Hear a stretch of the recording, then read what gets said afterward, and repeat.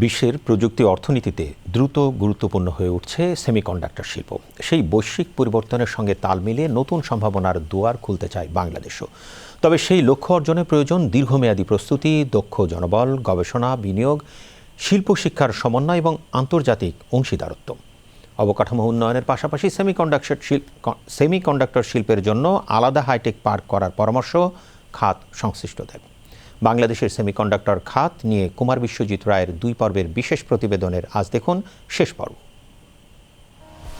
মাত্র কয়েক মিলিমিটার আকারের একটি চিপ, কিন্তু এই ক্ষুদ্র প্রযুক্তি পণ্যটির ঘাটতি 2020 থেকে 2022 সালের মধ্যে বিশ্বজুড়ে গাড়ি শিল্প, ইলেকট্রনিক্স উৎপাদন ও প্রযুক্তি খাতে বড় ধরনের সংকট সৃষ্টি করেছিল। এরপর থেকেই বিশ্বের বড় অর্থনৈতিক শক্তির দেশগুলো সেমিকন্ডাক্টরকে কৌশলগত শিল্প হিসেবে সর্বোচ্চ গুরুত্ব দিচ্ছে। যুক্তরাষ্ট্র, তাইওয়ান, দক্ষিণ কোরিয়া, জাপান, চীন ও ভারত সেমিকন্ডাক্টর খাতে বিলিয়ন বিলিয়ন ডলার বিনিয়োগ করছে। সেই বৈশ্বিক দৌড়ে নিজেদের অবস্থান গড়ে তুলতে চায় বাংলাদেশও। বৈশ্বিক কোম্পানির সাথে আমাদের মেম্বাররা যোগাযোগ হয়েছে, আর এই যোগাযোগের মাধ্যমে দেখা যাচ্ছে আমাদের সম্বন্ধে তাদের যে ধারণা ছিল পূর্বের, সেই ধারণাটাও অনেক বদলিয়েছে। তাদের চিন্তারই বাইরে ছিল যে বাংলাদেশের country can contribute in semiconductor like deep tech. অনেকের ধারণা সেমিকন্ডাক্টর শিল্প মানেই চিপ তৈরি, কিন্তু একটি চিপ তৈরির আগে গবেষণা, নকশা, ডিজাইন যাচাই, সফটওয়্যার উন্নয়ন ও পরীক্ষার মতো একাধিক ধাপ রয়েছে। বাংলাদেশ এখন এই নকশা ও প্রকৌশল ভিত্তিক পর্যায়ে কাজ করছে। দেশে এখনও চিপ উৎপাদন কারখানা না থাকলেও কয়েকটি প্রতিষ্ঠান আন্তর্জাতিক বাজারের জন্য চিপ ডিজাইন ও ডিজাইন ভেরিফিকেশনের কাজ করছে। সো আমরা যদি ওই ম্যানুফ্যাকচারিং লাইনটাতে ঢুকতে পারি, ডেফিনেটলি এটা অনেক জব ক্রিয়েট করবে এবং আমি মনে করি যে এটা বাংলাদেশের জন্য একটা অনেক বড় সুযোগ। এখন আমরা অনেক বড় বড় কাস্টমার সাথে খুব ক্রিটিক্যাল কাজ করতেছি। ওই কনফিডেন্স, ওই ক্যাপাবিলিটি, ওগুলো সবই ডেভেলপ করা সম্ভব। এই জন্য আমাদের ইনস্টিটিউশন সব একসাথে কাজ করতে হবে। তবে বিশেষজ্ঞরা বলছেন, দক্ষ মানব সম্পদ, আন্তর্জাতিক অংশীদারিত্ব ও দীর্ঘমেয়াদী নীতিগত সহায়তা নিশ্চিত করা গেলে বৈশ্বিক সেমিকন্ডাক্টর শিল্পে বাংলাদেশের অবস্থান আরও শক্তিশালী হবে। এটার 85% ইনোভেশন হয় আমেরিকাতে এবং মেজরিটি অফ দ্য ম্যানুফ্যাকচারিং হয় তাইওয়ানে। তাইওয়ান একটা ছোট্ট দেশ, কিন্তু ওরা খুবই ফোকাসডভাবে ওরা কিন্তু এগিয়ে গেছে। তাইওয়ানের লোকজন তো মঙ্গল গ্রহ থেকে আসেনি, তো বাংলাদেশের মানুষজন কেন পারবে না?